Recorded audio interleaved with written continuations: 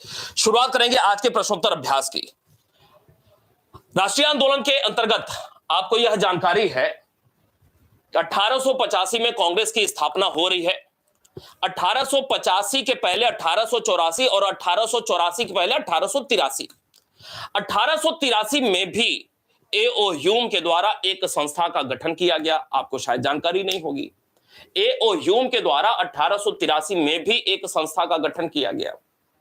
1884 में भी एक संस्था का गठन किया गया और वही 1884 वाली 1885 में भारतीय राष्ट्रीय कांग्रेस हो जाती है।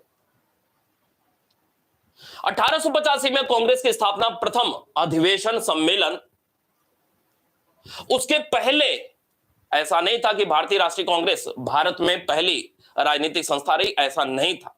उसके पहले भी तमाम सारी राजनीतिक संस्थाएं देखने को मिलती हैं।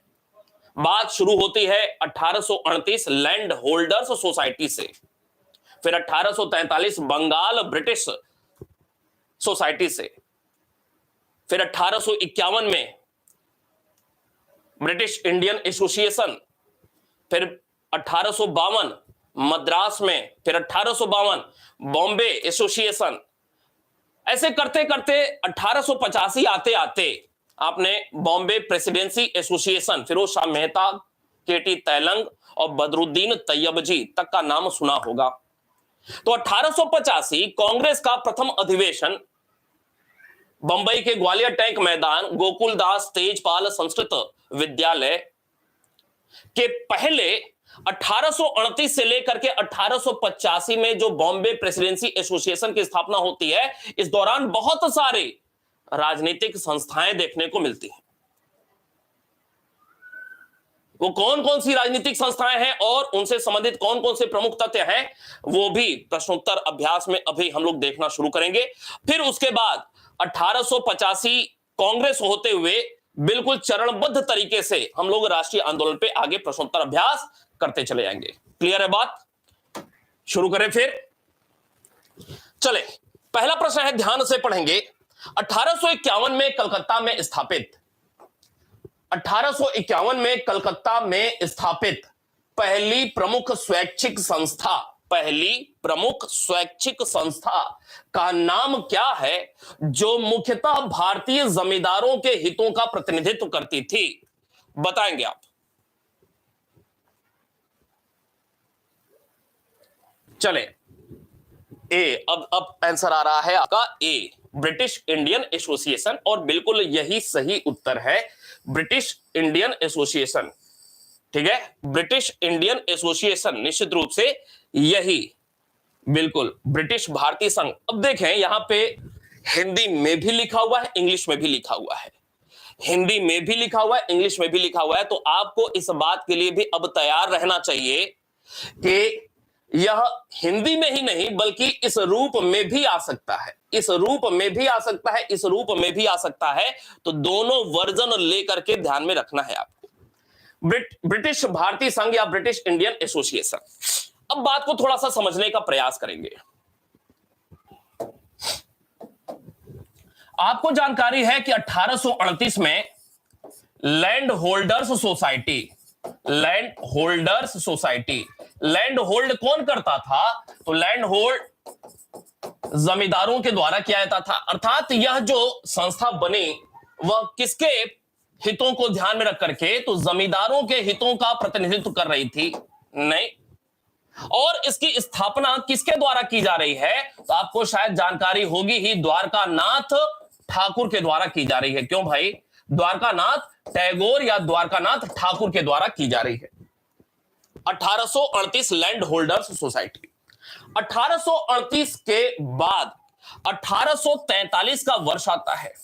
1843, 1843 का लिखा हुआ है, नहीं है इसमें। 1843 में क्या होता है? बंगाल ब्रिटिश, 1843 में बंगाल ब्रिटिश इंडिया सोसाइटी की स्थापना होती है। इसकी स्थापना होती है किसके द्वारा? तो एक लॉर्ड थॉमसन करके व्यक्ति थे, लॉर्ड थॉमसन करके व्यक्ति थे, अंग्रेज थे, इनके द्वारा इसकी स्थापना की जाती है 1843 में। लेकिन ये दोनों के दोनों जो संस्थाएं रहीं यह फेल कर गईं। ये दोनों के दोनों संस्थाएं फेल कर गईं।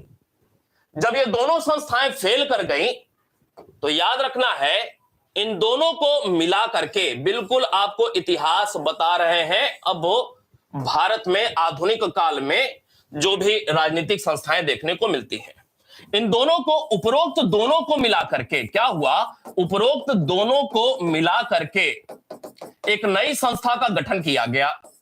कब किया गया? 1851 में किया गया। 1851 में किया गया। कौन सी संस्था? तो ब्रिटिश इंडियन एसोसिएशन की स्थापना की गई। किसकी? ब्रिटिश इंडियन एसोसिएशन की स्थापना की जा रही है। ब्रिटिश इंडियन एसोसिएशन की स्थापना। अब यह ब्रिटिश इंडियन एसोसिएशन जो आ रहा है 1851 में, निश्चित रूप से अब आपको जानकारी हो गई कि यह कैसे आ रहा है। ऊपर की जो दोनों संस्थाएं थी उनको मिला करके यह एक नई संस्था का गठन किया गया, ब्रिटिश इंडियन एसोसिएशन।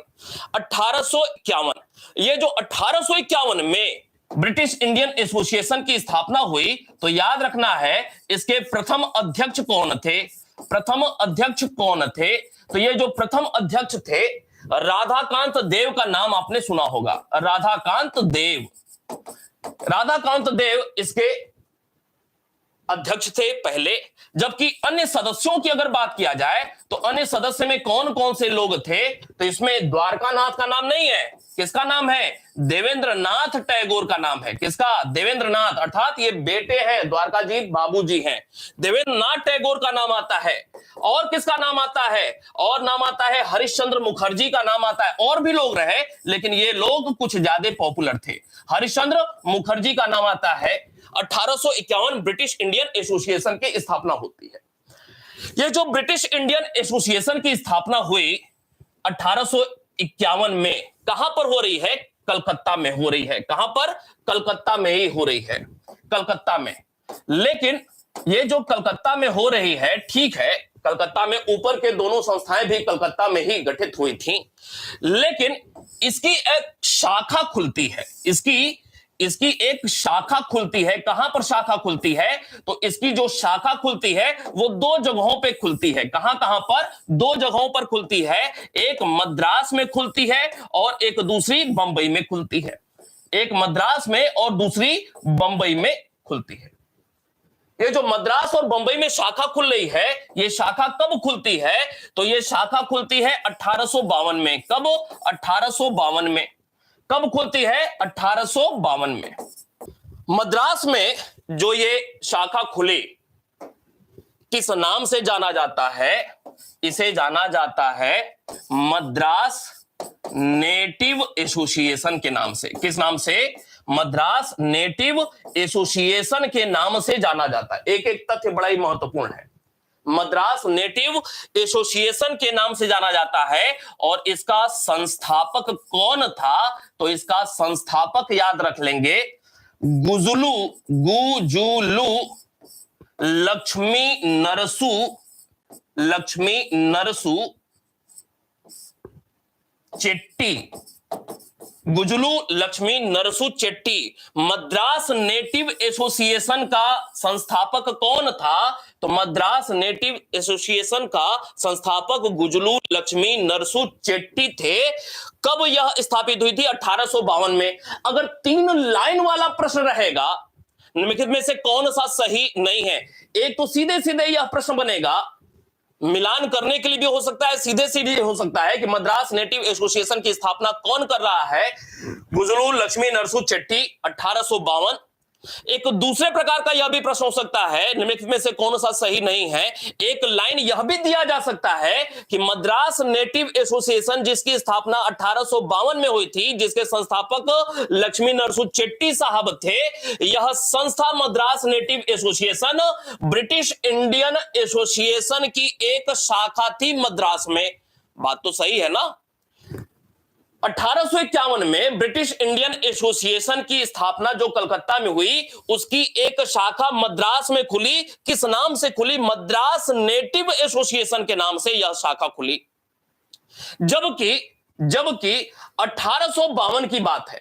1852 में बंबई में बॉम्बे एसोसिएशन के नाम से, किस नाम से? बॉम्बे एसोसिएशन के नाम से, बंबई एसोसिएशन के नाम से, किस नाम से? बंबई एसोसिएशन के नाम से एक दूसरी शाखा खुली, बंबई एसोसिएशन के नाम से, बंबई एसोसिएशन के नाम से। और 1852 में जो ब्रिटिश इंडियन एसोसिएशन की एक शाखा बंबई में खुली, बंबई एसोसिएशन के नाम से, किसके द्वारा? इसका संस्थापक कौन था? तो याद रखना है दादा भाई नौरोजी, दादा भाई नौरोजी के द्वारा यह बंबई एसोसिएशन की स्थापना हुई 1852 में ही। अब इस बात को कंक्लूड करते हैं जरा, ये देखें बात की शुरुआत कहां से हुई थी? तो बात की शुरुआत हुई थी लैंड होल्डर्स सोसाइटी से। कहां से हुई थी? लैंड होल्डर्स सोसाइटी से। और लैंड होल्डर सोसाइटी से होते हुए बंगाल ब्रिटिश इंडियन सोसाइटी, होते हुए ब्रिटिश इंडियन एसोसिएशन, होते हुए कहां तक बात गई? मद्रास नेटिव एसोसिएशन और बंबई एसोसिएशन तक बात गई। अर्थात ये 5 या 6 जिसपे हमने बात किया, ये सब एक दूसरे से कहीं ना कहीं कनेक्ट हैं, एक दूसरे से अंतर संबंधित हैं। क्लियर है बात? याद रहेगा? ये सारे के सारे एक दूसरे से कनेक्टेड हैं। बहुत ही महत्वपूर्ण बातें आपको बताई। अगले प्रश्न पे, प्रश्न था ये 1851 में कलकत्ता में स्थापित भारतीय जमींदारों के हितों का प्रतिनिधित्व कौन करती थी? ब्रिटिश भारतीय संघ अर्थात ब्रिटिश इंडियन एसोसिएशन करती थी। लैंड होल्डर सोसाइटी के बारे में बता दिया आपको 1838 किसके द्वारा? कलकत्ता में। कहां पर? कलकत्ता में द्वारका नाथ के द्वारा। किसके? द्वारका नाथ टैगोर के द्वारा। मद्रास देशीय संघ, मद्रास नेटिव एसोसिएशन कब? 1852 में। किसके द्वारा? गुजुलू लक्ष्मी नरसू चेट्टी के द्वारा। जबकि बॉम्बे एसोसिएशन, बंबई एसोसिएशन की स्थापना कब हो रही है? 1852 में ही हो रही है। किसके द्वारा? दादा भाई नौरोजी के द्वारा हो रही है। पूरा का पूरा इतिहास जोड़ करके आपको बता दिया।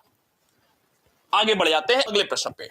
अगला प्रश्न है 1866 में दादा भाई नौरोजी के द्वारा कहां पर? लंदन में कौन से एक संस्था की स्थापना की गई थी?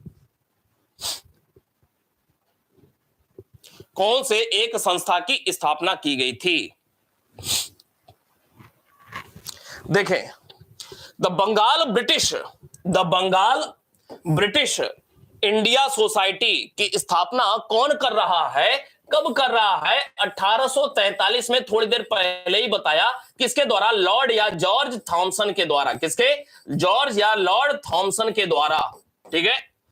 ईस्ट इंडिया एसोसिएशन की स्थापना, ईस्ट इंडिया एसोसिएशन की स्थापना कब हो रही है? 1866 में दादा भाई नौरोजी के द्वारा लंदन में हो रही है। यह सही उत्तर है।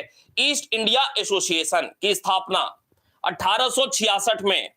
ठीक है, 1866 में ईस्ट इंडिया एसोसिएशन की स्थापना दादा भाई नौरोजी के द्वारा लंदन में हो रही है। ब्रिटिश इंडियन एसोसिएशन की स्थापना कब हो रही है? तो 1851 में बताया। राधा कांत देव इसके पहले अध्यक्ष थे। मद्रास नेटिव एसोसिएशन 1852 बताया, गुजुलू लक्ष्मी नरसू चेट्टी के द्वारा। ठीक है। ईस्ट इंडिया एसोसिएशन की स्थापना 1866 में लंदन में दादा भाई नौरोजी के द्वारा। एक बात। दूसरी महत्वपूर्ण बात, ईस्ट इंडिया एसोसिएशन की स्थापना 1866 में हो रही है। कहां पर? लंदन में। कौन कर रहा है? दादा भाई नौरोजी। अब इससे संबंधित एक और महत्वपूर्ण बात कि भारत में क्या इसकी शाखा कोई खुली? तो भारत में इसकी शाखा सबसे पहले कहां खुली? शाखा सर्वप्रथम और भी शाखाएं खुली। सर्वप्रथम कहां पर खुली? बंबई में खुली। कहां पे खुली? बंबई में खुली। कब खुली? 3 वर्ष बाद। कब? 1869 में। याद रहेगा, 1869 में भारत में इसकी पहली शाखा कहां पर खुलती है? जी ठीक है। भारत में इसकी पहली शाखा कहां खुलती है? तो भारत में इसकी पहली शाखा बंबई में खुलती है। बहुत बढ़िया, बहुत बढ़िया। और सारी बातें हो गई, सही उत्तर होगा ईस्ट इंडिया एसोसिएशन। अगले प्रश्न बात करेंगे। निम्नलिखित पर विचार करें। राधाकांत देव, ये ब्रिटिश यहां पे आ जाएगा, ब्रिटिश। राधाकांत देव ब्रिटिश इंडियन एसोसिएशन के प्रथम अध्यक्ष। गुजलू लक्ष्मी नरसू चेट्टी मद्रास महाजन सभा के संस्थापक। सुरेंद्रनाथ बनर्जी इंडियन एसोसिएशन के संस्थापक। सही सुमेलित करना है, सही सुमेलित करना है, बताएंगे।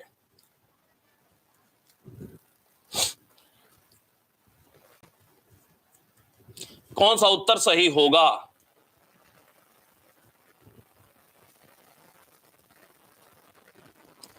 बी डी अंतर आ जा रहा है। बी बी पुंडेर जी गलत हो रहा है। बी का मतलब एक और तीन, एक और तीन। ब्रिटिश इंडियन एसोसिएशन के प्रथम अध्यक्ष कौन है? राधाकांत देव हैं, इसमें तनिक भी दो राय नहीं है, बिल्कुल सही लिखा हुआ है। और गुजलू लक्ष्मी नरसू चेट्टी ये मद्रास महाजन सभा के संस्थापक नहीं है। मद्रास महाजन सभा की स्थापना तो बाद में हो रही है, 1884 में हो रही है। गुजलू लक्ष्मी नरसू चेट्टी जो हैं मद्रास नेटिव एसोसिएशन के, किसके? मद्रास नेटिव एसोसिएशन, नेटिव का मतलब देशीय, एसोसिएशन के अध्यक्ष है ना। गुजलू लक्ष्मी नरसू चेट्टी मद्रास नेटिव एसोसिएशन के अध्यक्ष हैं। जबकि इंडियन एसोसिएशन के संस्थापक कौन है? एस.एन. बनर्जी हैं। ये सही लिखा हुआ है और ये वाला गलत था। उत्तर होगा एक और तीन, बी उत्तर बिल्कुल इसका सही होगा। अब वापस बात करते हैं, देखेंगे यहां पे लिखा हुआ है मद्रास महाजन सभा के संस्थापक। तो मद्रास महाजन सभा की स्थापना कब हो रही है? 1884 में हो रही है। मद्रास महाजन सभा की स्थापना कब हो रही है? 1884 में हो रही है। कौन कौन से तीन लोग थे जो इसकी स्थापना से जुड़े हुए थे? तीन खास नाम हैं। मद्रास महाजन सभा की स्थापना से संबंधित तीन नाम हैं। वह नाम कौन कौन से हैं बताएंगे आप? मद्रास महाजन सभा,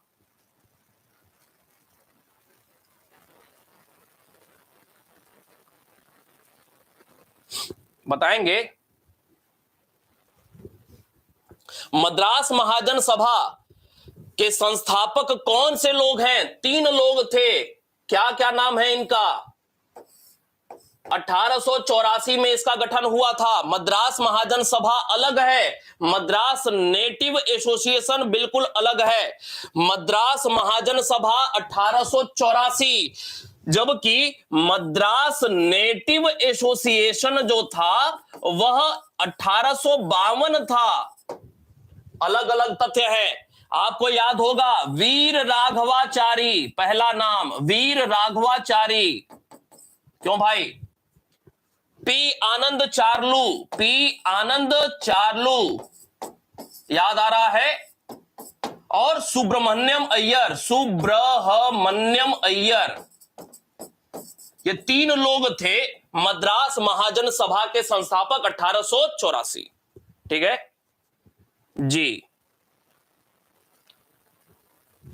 एक और तथ्य दिया हुआ है, एक और तथ्य दिया हुआ है। इंडियन एसोसिएशन के संस्थापक कौन? सुरेंद्रनाथ बनर्जी और आनंद मोहन बोस, दोनों मिलकर के।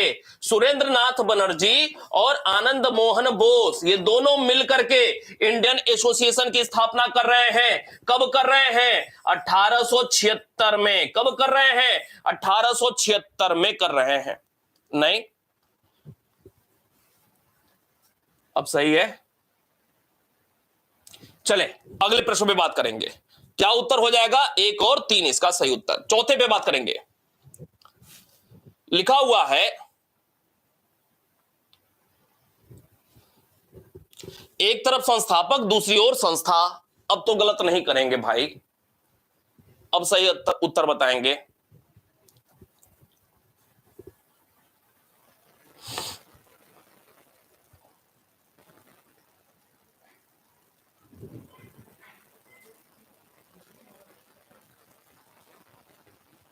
सी, हाँ सारे लोग सी है, मतलब सही होगा। सी का मतलब 3-2-1-4, 3-2-1-4, ठीक है। सुरेंद्र नाथ बनर्जी किससे संबंधित है? इंडियन एसोसिएशन से। जस्टिस राणा डे किससे संबंधित है? पूना सार्वजनिक सभा। वीर राघवाचारी किससे संबंधित है? मद्रास महाजन सभा से। फिरोज शाह मेहता बॉम्बे प्रेसिडेंसी एसोसिएशन से संबंधित है, बिल्कुल सही है। पूना सार्वजनिक सभा की स्थापना कब हो रही है? पूना सार्वजनिक सभा की स्थापना 1870 में हो रही है।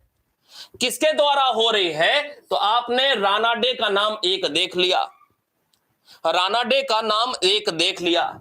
इसी में आपको और नाम देखने को मिलेगा, HS साठे का नाम, HS साठे, GV जोशी, ये और दो लोग हैं जो कि राणा डे के सहयोगी थे पूना सार्वजनिक सभा 1870 की स्थापना में।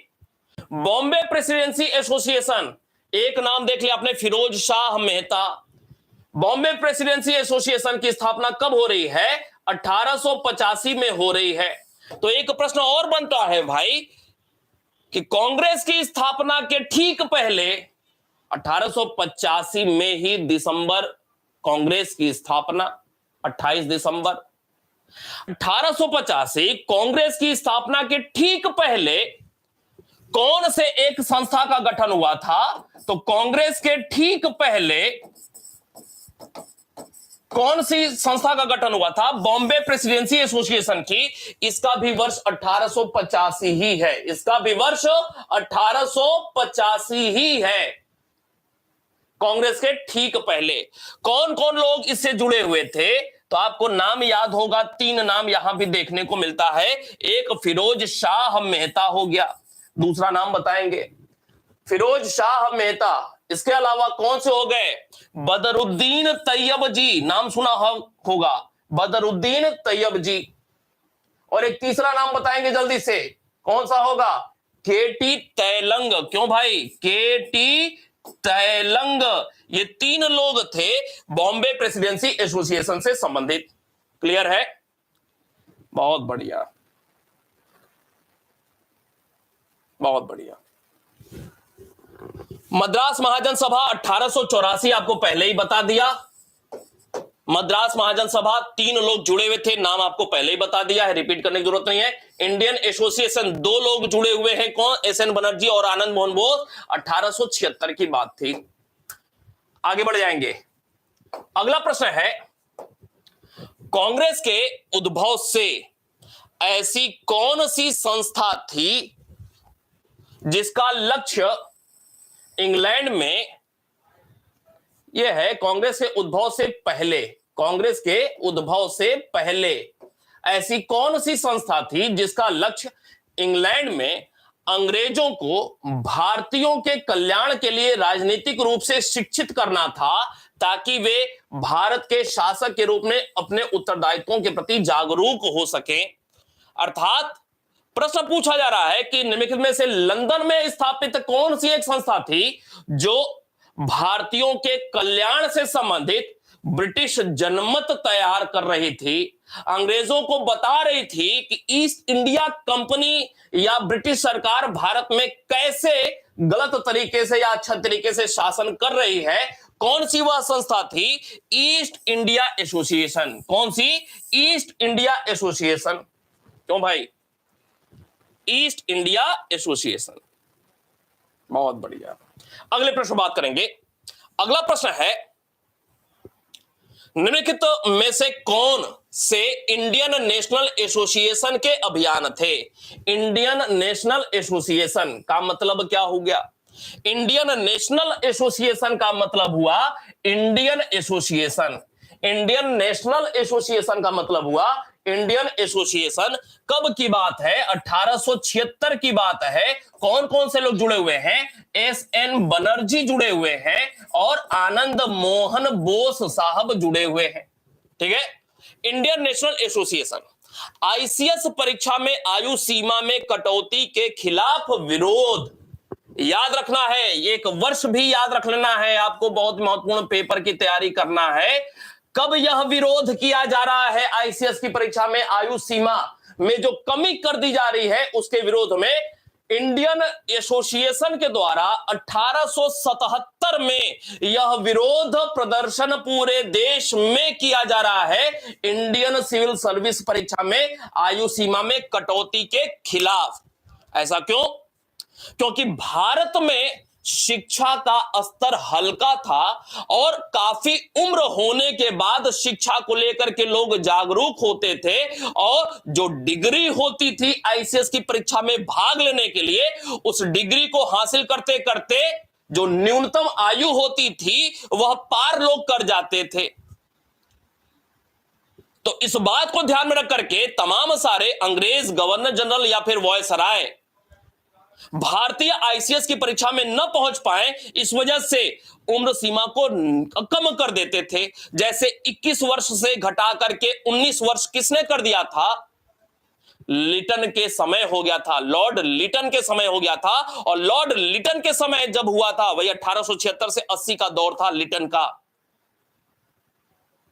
तो इंडियन एसोसिएशन के द्वारा लिटन के समय काल में जो आईसीएस की परीक्षा के संदर्भ में न्यूनतम आयु सीमा की गई थी, कम कर दी गई थी, उसके खिलाफ विद्रोह हुआ था। वर्नाकुलर प्रेस एक्ट के खिलाफ विद्रोह क्या इन्होंने किया हुआ था? निश्चित रूप से किया हुआ था। वर्नाकुलर प्रेस एक्ट, सारी की सारी ये बातें 1877-78 से संबंधित हैं। इसके अलावा इंग्लैंड की जनता को प्रभावित करते हुए भारतीय कल्याण को बढ़ावा देने के लिए अभियान, क्या यह तीसरी बात सही है? हां या ना? क्या यह तीसरी बात सही है? बताएंगे। क्या यह तीसरी बात सही है? इंग्लैंड की जनता को प्रभावित करते हुए भारतीय कल्याण को बढ़ावा देने हेतु अभियान, क्या इंडियन एसोसिएशन यह काम कर रहा था? हां या ना? जी, बहुत बढ़िया। यह काम इंडियन एसोसिएशन नहीं कर रहा था। कौन कर रहा था? ईस्ट इंडिया एसोसिएशन के द्वारा किया गया।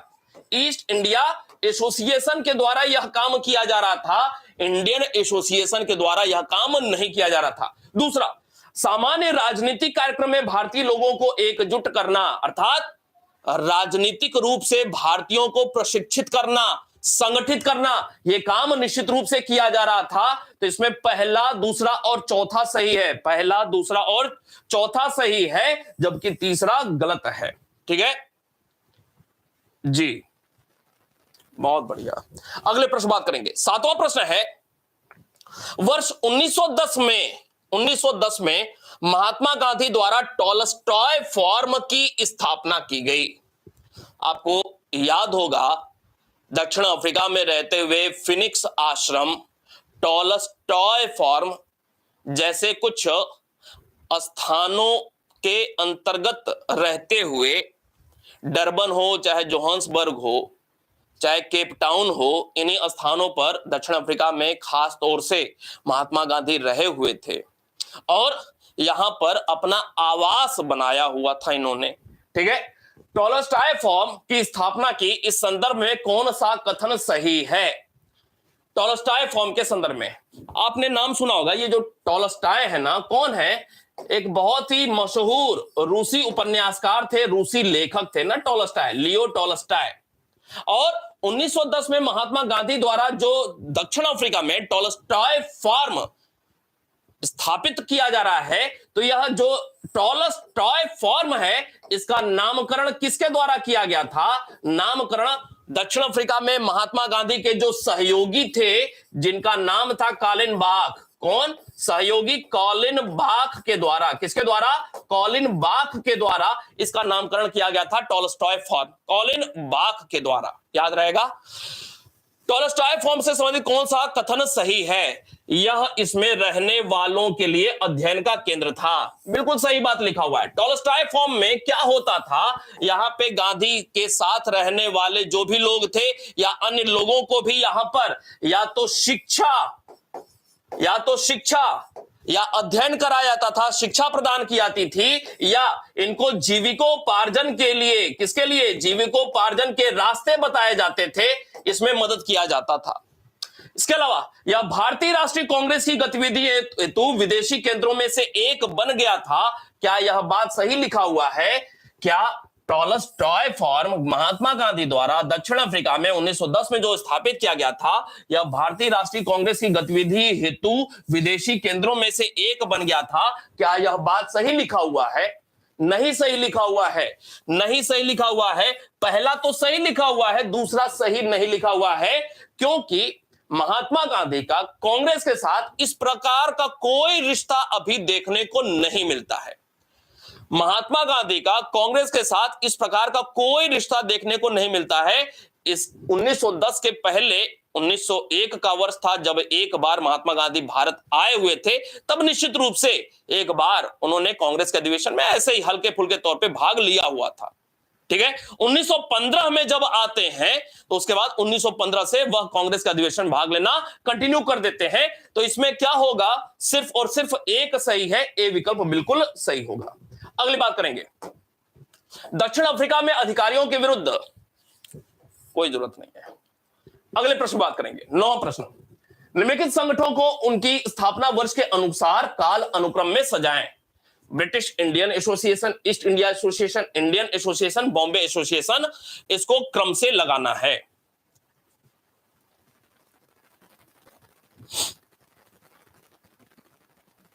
बताएं।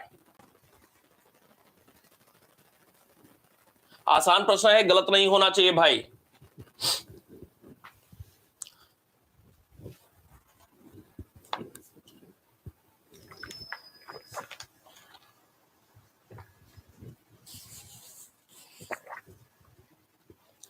सी डी, जितेंद्र जी डी क्या है भाई?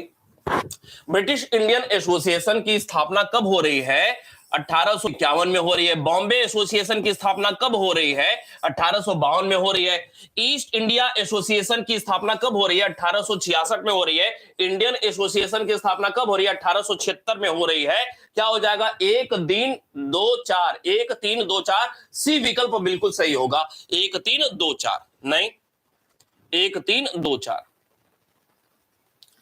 आगे बढ़ेंगे, अगला प्रश्न है, भारतीय राष्ट्रीय कांग्रेस की स्थापना के पूर्व, कांग्रेस की स्थापना के पूर्व संगठनों में कौन से शामिल हैं? भारतीय राष्ट्रीय कांग्रेस की स्थापना के पहले इनमें से कौन कौन से संस्थाएं गठित हो चुकी थी? बताएंगे। पूना सार्वजनिक सभा, servant of India society, Indian association of Calcutta, Bombay presidency association. Poona सार्वजनिक सभा की स्थापना कब हो रही है? 1870 में हो रही है। सर्वेंट ऑफ इंडिया सोसाइटी की स्थापना कब हो रही है? 1905 में हो रही है। इंडियन एसोसिएशन ऑफ कलकत्ता की स्थापना कब हो रही है? 1876 में हो रही है। वही इंडियन नेशनल एसोसिएशन या इंडियन एसोसिएशन या इंडियन नेशनल एसोसिएशन या इंडियन एसोसिएशन ऑफ कलकत्ता सब एक ही है, कंफ्यूज नहीं होंगे। बॉम्बे प्रेसिडेंसी एसोसिएशन कब हो रहा है? 1885 में हो रहा है। क्या उत्तर हो जाएगा? 1 3 4, 1 3 4 का मतलब 1 3 4 का मतलब डी विकल्प बिल्कुल सही होगा। नहीं, डी विकल्प बिल्कुल सही होगा। अगले प्रश्न बात करेंगे, अगला प्रश्न है, लंदन में स्थापित ईस्ट इंडिया एसोसिएशन के संदर्भ में निम्नलिखित कथनों पर विचार करें। लंदन में स्थापित ईस्ट इंडिया एसोसिएशन, इसके प्रथम अध्यक्ष सुरेंद्र नाथ बनर्जी थे। इसका उद्देश्य ब्रिटिश जनता को भारतीय समस्याओं से अवगत कराकर उनका समर्थन प्राप्त करना था। कौन सा कथन सही लिखा हुआ है? बी का मतलब केवल 2। निश्चित रूप से यह गलत लिखा हुआ है, यह सही लिखा हुआ है। केवल और केवल 2 होगा। नहीं, केवल और केवल 2 होगा। चले, अब एक प्रश्न मिल गया है। अब एक ऐसा तथ्य जो आप में से शायद कोई जानता होगा। तो मेरा प्रश्न है, तो कौन था इसका प्रथम अध्यक्ष? कौन था इसका प्रथम अध्यक्ष? कौन था? कोई बताएगा इसका प्रथम अध्यक्ष कौन था? एकदम नया तथ्य आपको बताने जा रहे हैं। ईस्ट इंडिया एसोसिएशन की स्थापना 1866 में लंदन में दादा भाई नौरोजी के द्वारा की गई थी, लेकिन इसके पहले अध्यक्ष जो थे वह नौरोजी नहीं थे। कौन थे इसके प्रथम अध्यक्ष? याद करेंगे, लॉर्ड लीवेडन। लॉर्ड लीवेडन याद करेंगे, बहुत ही अच्छा तथ्य। लॉर्ड लीवेडन याद रहेगा।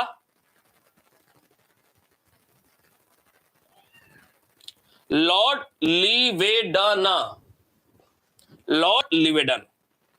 अगले प्रश्न बात करेंगे। अगला प्रश्न है, लाला लाजपत राय के संदर्भ में निम्नलिखित कथनों पर विचार करें। वह दयानंद सरस्वती के अनुयायी थे। वह अखिल भारतीय मजदूर संघ कांग्रेस एटक के प्रथम अध्यक्ष रहे। उन्होंने न्यूयॉर्क में Indian home rule league of America की स्थापना की थी। कौन सा कथन सही है?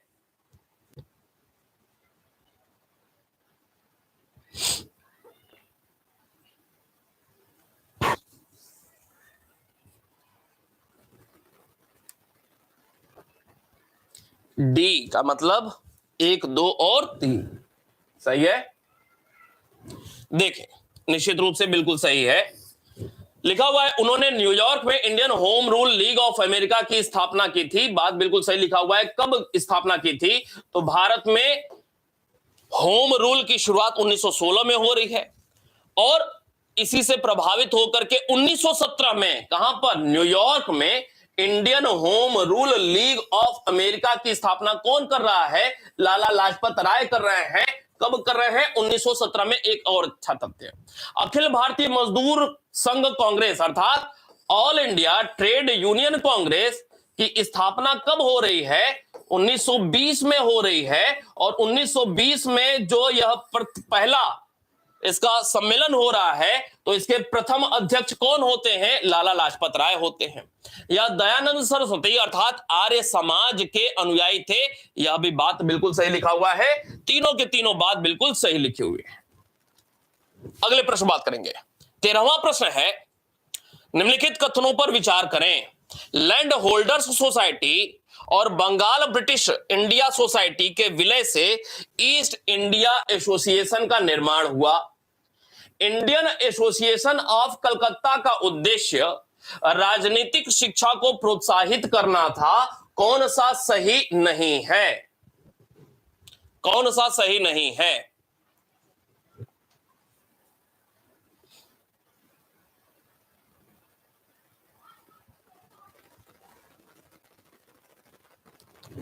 ए,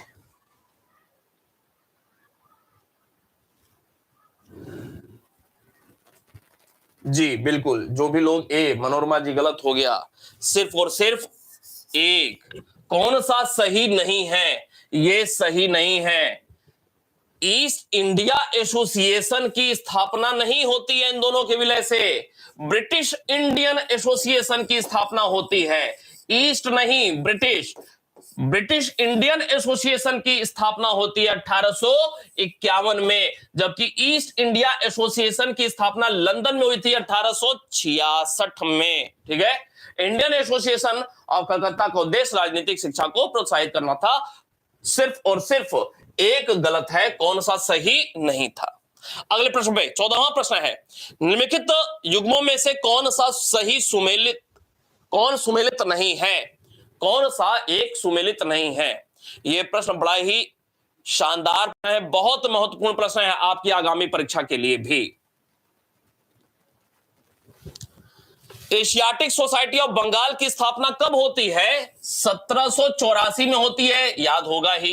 एशियाटिक सोसाइटी ऑफ बॉम्बे की स्थापना कब होती है? याद कर लीजिएगा, 1804 में होती है। यह बंगाल था, यह बॉम्बे हो गया। और royal Asiatic society of great Britain की स्थापना 1823 में होती है। यह भी बात बिल्कुल सही लिखा हुआ है। Land holders society of Bengal की स्थापना 1844 में नहीं, 1838 में हुई थी। यह गलत लिखा हुआ है जी।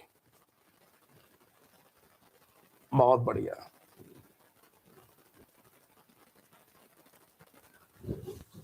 अगले प्रश्न पे, दक्कन एजुकेशन सोसाइटी की स्थापना से संबंधित कौन था? दक्कन एजुकेशन सोसाइटी की स्थापना से संबंधित कौन था? Deccan education society, Deccan education society की स्थापना से संबंधित कौन है? मुख्य भूमिका किसकी है? रानाडे की है, फिरोज शाह मेहता की, बीजी तिलक की, या दयानंद सरस्वती की? ए, ठीक है, ठीक है। किसकी? रानाडे की। किसकी? रानाडे की। हालांकि इससे जुड़े हुए और भी लोग हैं, बाल गंगाधर तिलक भी इससे संबंधित रहे, जी अगरकर भी इससे संबंधित रहे, वी.ए. चिपलंकूर भी इससे संबंधित रहे, कुछ अन्य नाम भी बता रहा हूं जो कि इससे संबंधित थे। अगले प्रश्न बात करेंगे। 16वां प्रश्न है, बाल गंगाधर तिलक किससे संबंधित थे? पूना सार्वजनिक सभा से संबंधित थे, सम्मति आयु विधेयक से संबंधित थे, गौरक्षणी सभा से संबंधित थे, आत्मीय सभा से संबंधित थे। कैसे कैसे प्रश्न बन सकते हैं आपके सामने है। हाँ भाई, किससे संबंधित हैं? बाल गंगाधर तिलक किससे संबंधित हैं? तो बाल गंगाधर तिलक जिससे संबंधित हैं, पूना सार्वजनिक सभा से संबंधित हैं, हां या ना? पूना सार्वजनिक सभा से संबंधित हैं, हां या ना? देखिए, पूना सार्वजनिक सभा की स्थापना 1870 में हो रही है, बात को समझिएगा। और पूना सार्वजनिक सभा की स्थापना जो हो रही है उसमें मुख्य तीन चेहरे हैं, उसमें मुख्य तीन चेहरे हैं, मुख्य भूमिका तीन लोगों की है शुरुआत में जब इसकी स्थापना हो रही है। लेकिन इसके अलावा अन्य सदस्य भी तो इसमें रहे होंगे, अन्य सदस्य भी इसमें रहे, और अन्य सदस्यों में ही एक प्रमुख पत्रकार शामिल था मराठी भाषी का, जिसका नाम था बीजी तिलक, बाल गंगाधर तिलक, अर्थात पूना सार्वजनिक सभा से भी संबंधित बाल गंगाधर तिलक थे। एक चीज। दूसरी बात, सम्मति आयु अधिनियम, एज ऑफ कंसेंट बिल, ये कब आ रहा है? 1891 में आ रहा है। 1891 में जो आ रहा है वो किससे प्रभावित होकर के आ रहा है? तो आपको पारसी सुधारक बहराम जी मालाबारी का नाम याद होगा, बहराम जी मालाबारी का नाम होगा याद। इनके प्रयासों से यह अधिनियम आ रहा है। किससे संबंधित है? बाल विवाह से संबंधित है। और इसमें क्या किया गया? बाल विवाह के अंतर्गत जो छोटी बच्चियां होती हैं, लड़कियों की न्यूनतम उम्र कितनी कर दी गई? 12 वर्ष कर दी गई थी। क्या कर दी गई थी? 12 वर्ष कर दी गई थी। न्यूनतम उम्र 12 वर्ष कर दी गई थी, 12 वर्ष कर दी गई थी। और इस बात का विरोध किसने किया था? इस बात का विरोध किया था बाल गंगाधर तिलक ने, अर्थात एज ऑफ कंसेंट एक्ट से भी संबंधित बाल गंगाधर तिलक रहे। विरोध किसने किया था इस बिल का? बाल गंगाधर तिलक ने इसका विरोध किया था, इससे भी संबंधित हो गए बाल गंगाधर तिलक।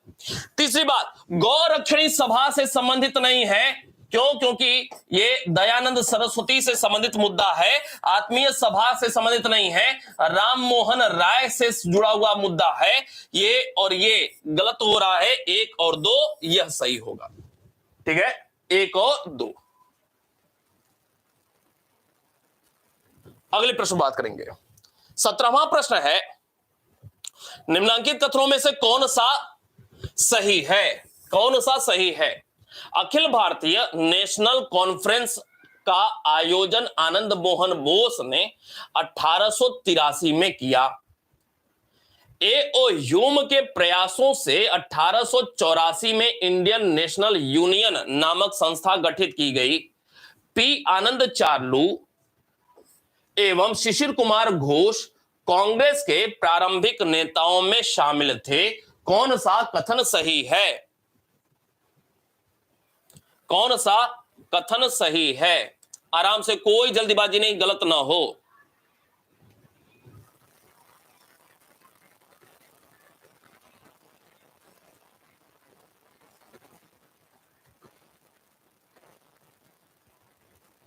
बी, बी का मतलब केवल एक।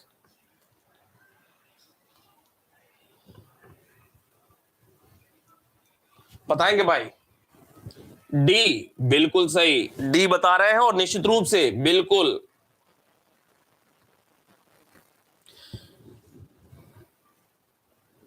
देखेंगे, Akhil Bharatiya national conference, all India, all India, all India national conference का आयोजन आनंद मोहन बोस ने 1883 में किया था। कहां पर किया था? कलकत्ता में। यह बात बिल्कुल सही लिखी हुई है, 1883 में। इसका जो दूसरा अधिवेशन हो रहा था कलकत्ता में, दूसरा अधिवेशन जब कलकत्ता में हो रहा था, नेशनल कॉन्फ्रेंस का दूसरा अधिवेशन जब कलकत्ता में हो रहा था 1885 में, तो इसके अध्यक्ष, दूसरे वाले अधिवेशन के अध्यक्ष कौन थे? एसएन बनर्जी साहब थे। और यही प्रश्न बनता है कि कांग्रेस के पहले अधिवेशन में यह भाग नहीं ले पाए थे एसएन बनर्जी। दूसरा लिखा हुआ है, ए.ओ. ह्यूम के प्रयासों से 1884 में इंडियन नेशनल यूनियन नामक संस्था गठित की गई थी। बात बिल्कुल सही लिखा हुआ है। इसके पहले ए.ओ. ह्यूम की ही बात करते हैं। इसके पहले 1883 में अखिल भारतीय अर्थात all India conference, all India conference की स्थापना भी किसने की हुई थी? ए.ओ. ह्यूम ने की हुई थी। आगे चल करके यही 1885 में इंडियन यूनियन बन जाता है, इंडियन यूनियन बन जाता है। और इसी इंडियन यूनियन को कांग्रेस के नाम से जाना गया। राष्ट्रीय शब्द बाद में उसमें जोड़ा जाता है। तो ये जो ए.ओ. ह्यूम के द्वारा 1883 में ऑल इंडिया कॉन्फ्रेंस एक, जबकि ए.ओ. ह्यूम के प्रयासों से 1884 में इंडियन नेशनल यूनियन संस्था गठित की जा रही है। तीसरे पे पी आनंद चार्लू और शिशिर कुमार घोष कांग्रेस के प्रारंभिक नेताओं में शामिल थे। यह तीनों बातें सही लिखी हुई हैं, 1, 2, 3 बिल्कुल सही है। अगले प्रश्न बात करेंगे, 1878 के वर्नाकुलर प्रेस एक्ट, देसी प्रेस अधिनियम के संदर्भ में निम्नलिखित कथनों पर विचार करें। यह अधिनियम भारतीय भाषा में प्रकाशित होने वाला समाचार पत्रों के खिलाफ था। भारतीय भाषा में प्रकाशित होने वाले समाचार पत्रों के खिलाफ था। इस अधिनियम का उद्देश्य राजद्रोही सामग्री के मुद्रण और परिसंचरण को नियंत्रित करना था। इसमें मजिस्ट्रेट की कार्रवाई को अंतिम माना जाता था, जिसके विरुद्ध न्यायालय में कोई अपील नहीं की जा सकती थी। कौन सा कथन सही है वर्नाकुलर प्रेस एक्ट के संदर्भ में, 1878 के संदर्भ में?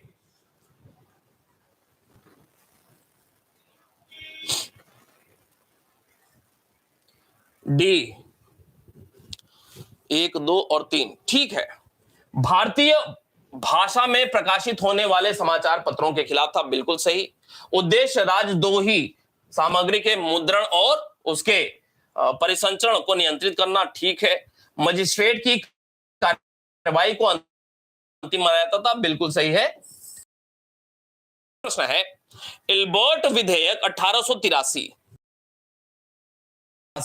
के बारे में कौन सा कथन सही है? 1883 इसने सीमित दंडाधिकारिता भारतीय अधिकारियों को प्रदान करने का प्रस्ताव दिया। इसने संपूर्ण सिविल और दांडिक अधिकारिता भारतीय अधिकारियों को प्रदान करने का प्रस्ताव दिया। इस प्रस्तावित विधेयक से भारत में रह रहे इंग्लैंड के यूरोपीय नागरिकों में विरोध उत्पन्न हुआ। विधेयक का विरोध होने के बावजूद इसे बिना किसी परिवर्तन के पारित किया गया। सही उत्तर का चयन करना है, कौन सा कथन सही है।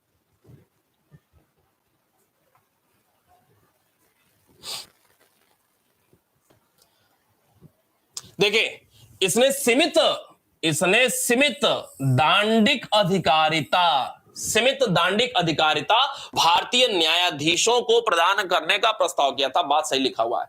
इसने संपूर्ण सिविल और दांडिक अधिकारिता, यह गलत लिखा हुआ है। सीमित दांडिक अधिकारिता, न कि संपूर्ण सिविल और दांडिक अधिकारिता। इसने इस प्रस्तावित विधेयक से भारत में रह रहे इंग्लैंड के यूरोपीय नागरिकों में विरोध उत्पन्न हुआ।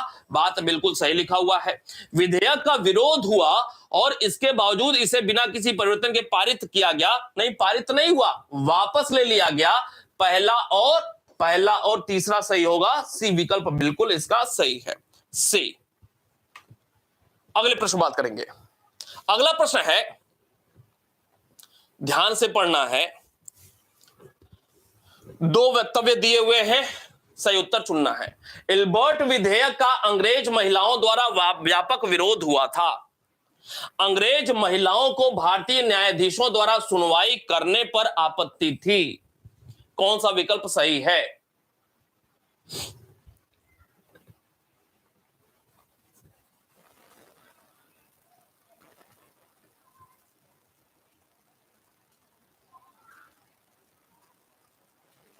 आसान तथ्य है, निश्चित रूप से आप कहेंगे दोनों बातें। इल्बर्ट विधेयक का न सिर्फ अंग्रेज पुरुष बल्कि महिलाओं के द्वारा भी, सारे यूरोपीय बिरादरी के द्वारा विरोध किया गया था। अंग्रेज महिलाओं को भारतीय न्यायाधीशों द्वारा सुनवाई करने पर आपत्ति थी। ए और आर दोनों सही हैं और सही व्याख्या भी करता है। ए विकल्प बिल्कुल सही है।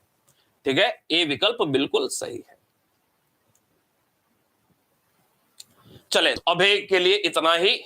इससे आगे प्रश्न संख्या बहुत है। अभी आगे कुछ दिन हम लोग ऐसे ही राष्ट्रीय आंदोलन को ही आगे अभी बढ़ाते रहेंगे। ठीक है, आगे ऐसे ही राष्ट्रीय आंदोलन को हम लोग आगे बढ़ाते रहेंगे।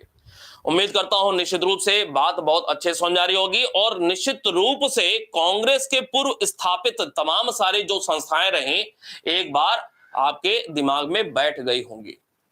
अगली क्लास में कल फिर मुलाकात होगी। तब तक के लिए बहुत अच्छे से रहें, खुश रहें और बिल्कुल टेंशन फ्री होकर के, तनाव मुक्त रहते हुए, खुश रहते हुए अपनी स्टडी पर फोकस करें। मिलते हैं कल फिर। धन्यवाद।